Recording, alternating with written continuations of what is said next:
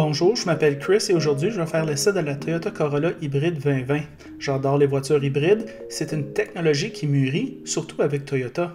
Le modèle de base a une CVT, un écran 8 pouces, CarPlay, une climatisation automatique, des sièges chauffants, des roues 15 pouces et Toyota Safety Sense 2, qui sont une suite d'aides électroniques de sécurité, y compris le cruise dynamique. L'ensemble Premium, qui est la voiture à l'écran, ajoute un siège conducteur à 8 réglages avec soutien lombaire, des sièges arrière chauffants, du cuir synthétique Softex et un volant gainé de cuir.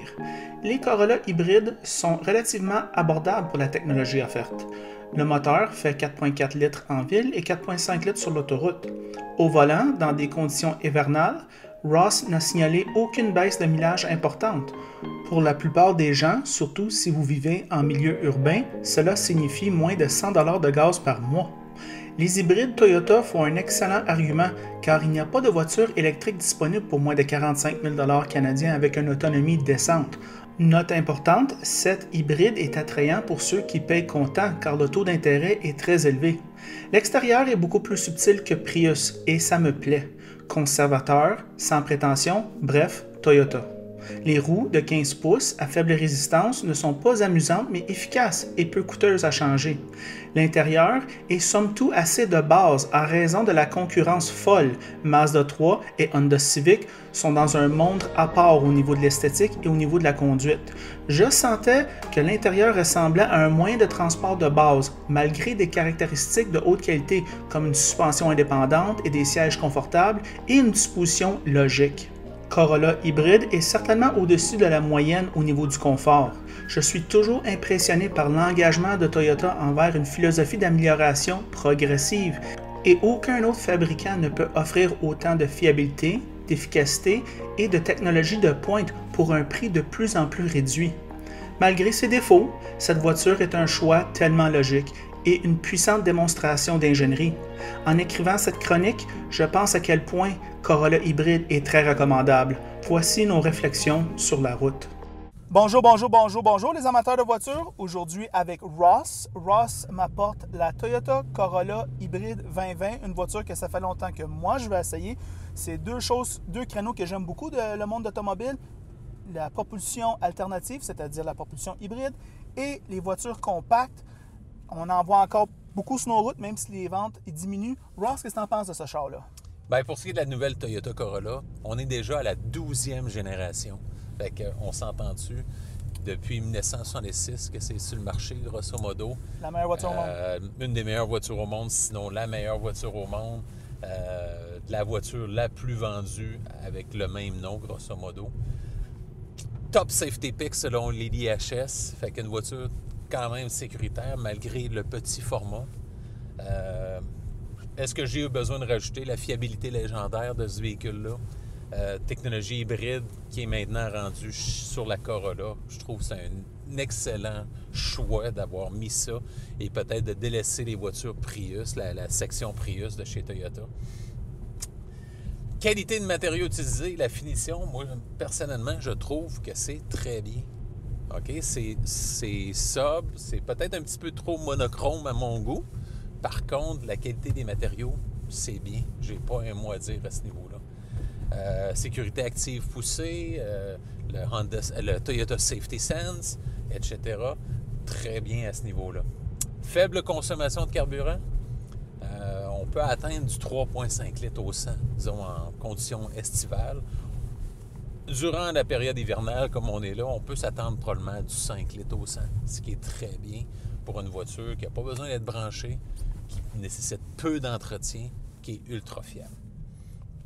Très bonne valeur de revente. Toutes les Toyota Corolla ont une excellente valeur de revente et celle-ci, selon moi, va en avoir une meilleure parce qu'elle va être ici sur nos routes pour 10 à 15 ans sans problème avec cette consommation là, minime. Une voiture en soi qui est confortable malgré le petit gabarit. J'aime bien les sièges. Texture, le genre de cuir synthétique. Le Softex. Le Softex. Qui apparemment en été crée un peu de transpiration chez les gens. Par contre, en hiver, là, en ce moment, avec les pantalons longs, il n'y a pas de problème. Les comptes, il n'y a rien de parfait. Moteur manque un petit peu de performance. On a accès ici à la faible consommation de carburant. Fait que c'est le compromis. Plaisir de conduite qui est un petit peu absent si vous avez aimé la conduite sportive. Évidemment, ce n'est pas la voiture pour vous. C'est vraiment une voiture citadine qui est conçue pour la faible consommation, pour une conduite facile en ville, facile à stationner, pas encombrant. Je pense que c'est une voiture qui est bien adaptée là, pour la vie à Montréal de tous les jours. Les freins, comme tu as pu voir tout à l'heure, sont assez mordants quand on applique dessus. Hein? Fait qu'avec le système de régénération du système hybride, les freins peuvent être très mordants là, quand c'est le cas. Espace pour la tête et les jambes. À l'arrière, c'est un petit peu, pour les personnes de grande taille, ça peut être un petit peu limite. C'était quand même bien tantôt quand tu l'as essayé. Mm-hmm. Coffre qui est quand même très profond. C'est peut-être l'ouverture du coffre qui est un peu limitée. Style devrait être comme une Corolla régulière. La petite Corolla Sport que je trouve magnifique. Elle est très jolie. Puis selon moi, Corolla devrait se distancer du look hybride, un peu plus conservateur en termes de design, puis amener une petite touche, un peu comme la version sport qu'il y a sur la Corolla. Système d'infodivertissement qui est au côté de l'écran. L'écran est correct. C'est la présentation graphique qui est passée date, je trouve. L'utilisation aussi, il n'y a pas d'Android Auto. Il y a juste la Apple CarPlay. Pourquoi? Quand l'industrie est, des fois, a les deux systèmes. C'est les deux systèmes les plus utilisés sur la planète. Mettez-les donc. Hein? Et puis aussi, l'utilisation, la convivialité du système, c'est pas au rendez-vous. On n'est pas ici dans le Uconnect de chez Chrysler, qui est probablement la référence à ce niveau-là. La concurrence, Fiat 500L, Honda Civic, qui est super populaire, très populaire au Québec, Honda Insight, qui pourrait être une voiture concurrente à la Corolla hybride, Hyundai Elantra, Kia Forte, Mazda 3, on pourrait parler de la nouvelle Nissan Sentra qu'on va essayer durant l'année 2020, la Subaru Impreza, sans aucun doute pour les capacités hivernales, Volkswagen Golf et, pour terminer, la Volkswagen Jetta. Quelles sont tes premières impressions de cette Toyota Corolla hybride 2020? Très bonne, Ross. Moi, je suis quelqu'un qui... je suis un gros fan de ce genre de véhicule-là. Je vais juste parler un petit peu de l'extérieur. L'extérieur, c'est assez sans attention. C'est une voiture qui va passer inaperçue. Je pense qu'il y a plus de gens qu'on pense qui aiment ça. Parce que quand je regarde des voitures sur la route, j'en vois beaucoup ce genre de voiture-là. Mm-hmm. Je te dirais, au niveau juste Corolla, je trouve que c'est une voiture qui évolue bien. Encore une fois, on achète ça pour la fiabilité. C'est encore ça. Ouais. Et il y a beaucoup de gens qui en achètent, puis c'est correct. Je te dirais, les matériaux sont beaux. Je te dirais, par contre, peut-être, il y a comme un sentiment de pas la première place dans la catégorie quand je suis assis ici au niveau de l'esthétique. Par contre, c'est fonctionnel. On voit ici, les contrôles de climatisation sont comme devancés. L'écran, malgré le fait qu'elle ne soit pas la plus jolie, elle a des boutons durs, redondants pour des gens que, pour moi, c'est compliqué des fois. Fait que si j'ai des boutons durs pour revenir en arrière, c'est le fun. Ou sélectionner des options. Il y a des boutons de volume et tout ça. Le volant, quand même, un beau volant gainé de cuir ou de cuir synthétique. En tout cas, il y a une belle texture, il y a une bonne prise en main. Les bancs, comme tu dis, sont très confortables. J'aime le matériau Soft Touch. Ça me paraît un matériau très durable. Ouais. Hein? On les connaît, Toyota. Alors, et c'est confortable surtout. Et c'est ça qui est important. Quoi d'autre à propos de cet intérieur? L'espace, moi, je suis correct, Ross, pour une voiture compacte. Je suis à l'aise. Tout à fait confortable. On quand même au niveau de l'espace, l'ergonomie, quand même, pour la catégorie, tout de même spacieux. Et puis, non, pas de problème à ce niveau-là. Que dire à propos de cette version hybride? Moi, Ross, j'ai encore l'impression que je suis dans le transport de base. Quand je suis dans cette voiture-là, au niveau de la façon qu'elle conduit et tout, c'est vrai qu'elle a une suspension indépendante en arrière, puis c'est vrai qu'elle prend bien les bosses, mais je ne sais pas, tout ensemble, on dirait, je sais pas, c'est une voiture quand même de base, j'ai l'impression, quand je la conduis.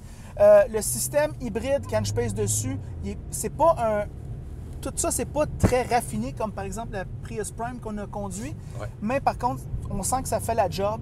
Le moteur, il est souvent éteint. C'est le fun, ça. Sentir pourquoi on a payé plus cher, ben, c'est pour entendre moins le moteur. Fait que c'est le fun, ça.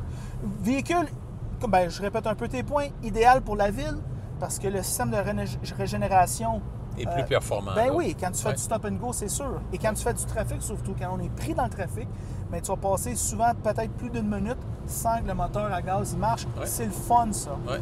Je vais vous parler un petit peu de la technologie parce que on parle beaucoup des marques comme Tesla, comme quoi qui font des avancées technologiques incroyables. Et on a parlé quand on a fait l'essai routier. Mais par contre, il faut parler un petit peu des avancées technologiques. Fait que Toyota, ce qu'ils ont décidé de faire pour cette voiture-là, pour garder les prix bas. Et ça, c'est un défi d'ingénierie en soi. Ils ont pris la vieille technologie de batterie. C'est pas des batteries à des piles à lithium. Puis ils ont mis ça en dessous du banc. Et à de la valise, on a en masse d'espace. Ouais. Ça, c'est winner. Il n'y a aucun compromis à ce niveau-là. La technologie aussi a été prouvée de cette batterie-là. Elle dure longtemps. Plus de 20 ans. Oui. Ils ont amélioré le système régénératif de frein, c'est-à-dire que, bon, tu as un frein hydraulique, mais tu as aussi les moteurs électriques qui régénéraient de l'électricité de façon plus efficiente. Toyota se targue beaucoup de ça sur leur site web. On a aussi une pompe à l'eau qui est électrique pour faire des... Il y a moins de straps, il y a moins de poulies dans ce moteur-là. Ouais. Moins d'entretien à long terme. Moins d'entretien puis moins de pertes parasitiques quand le moteur il roule, mettons, de même. Ils ont fait, ici, il y a un système de climatisation S-Flow. C'est quoi le S-Flow? Mais il prend en ligne de compte beaucoup de choses, mais il prend aussi en ligne de compte le nombre de passagers dans la voiture. Alors, quand tu le mets à 19, puis il fait très chaud dehors, le système s'arrange pour qu'il fasse 19 ici pour le conducteur, et s'il n'y a personne en arrière, il va peut-être faire un petit peu plus chaud. Ça sort de l'électricité, c'est plus efficient. Il y a aussi au niveau de l'échappement, il y a un échangeur de chaleur qui va récupérer la chaleur et réchauffer le système d'antigel pour réchauffer le moteur pour amener à une température d'opération optimale plus vite pour faire moins de pollution, plus d'économie d'essence. Quand même, il faut en parler de ça.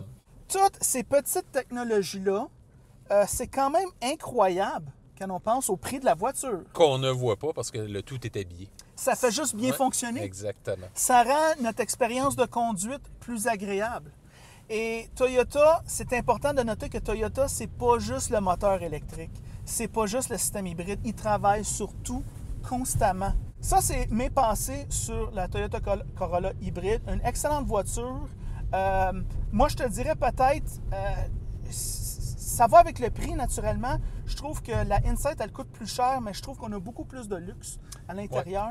Il y a le côté sportif de chez Honda qu'on a retrouvé une conduite mieux. Moi, je te dirais, le système d'hybride, quand je pèse sur l'accélérateur, c'est vraiment une opération plus raffinée que cette voiture-là.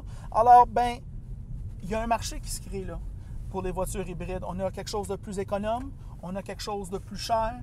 Et de plus en plus, moi, je pense que l'hybride, c'est très bon. Les systèmes d'hybride s'améliorent tout le temps. Tu sais, c'est des petites améliorations comme que j'ai fait mention et les coûts baissent. Oui, puis Toyota est passé maître pour raffiner ce système hybride-là qui était, on pourrait dire, les premières générations qui était plus une expérimentation. Ben... Maintenant, avec le Toyota RAV4 hybride, on s'aperçoit que le rendement est supérieur à une version régulière en termes de performance, économie d'essence et tout ça. Fait que le tout est raffiné maintenant. Là. Fait que très, très belle technologie de chez Toyota. Moi, je trouve que c'est très recommandable sur la location, mais pourquoi tu louerais cette voiture-là à Jette-la donc? Je veux dire, si tu aimes l'essai routier à Jette-la, parce que c'est surtout pour l'achat que je la mets comme hautement recommandable. Toyota Honda, on peut dire que c'est plus à l'achat parce qu'on veut acheter ces véhicules-là à long terme. On veut économiser, comme tu le rappelles, souvent pour pas, justement, quand il est fini de payer le char, la voiture est finie de payer, bien, on peut mettre cet argent-là ailleurs. C'est très bon pour les finances personnelles. Exactement. Ça coûte pas cher de gaz. Et des fois, les gens ont tendance à regarder les voitures électriques et les comparer à les voitures à essence. Mais il faudrait peut-être les comparer aussi à les voitures hybrides. Cette voiture-là ne te coûtera pas 100 $ de gaz par mois. Non. Alors, à ce moment-là, quand on va à l'électrique et on paye beaucoup plus cher, on peut se demander peut-être pourquoi, si on pense juste au portefeuille, disons. Puis aussi, ce qui est important de mentionner, c'est qu'ici, il n'y a pas la limitation de l'autonomie. Ben, Oui, on fait le plein et on a quand même le meilleur des deux mondes. Ouais, le meilleur des deux mondes sans avoir un problème d'autonomie à long terme. Alors, c'est ça nos pensées pour la Toyota Corolla hybride 2020. Si vous aimez cette vidéo, aimez-le. Si vous ne l'aimez pas, aimez-le pas. Si vous avez un commentaire, mettez-le dans les commentaires. Et c'est tout.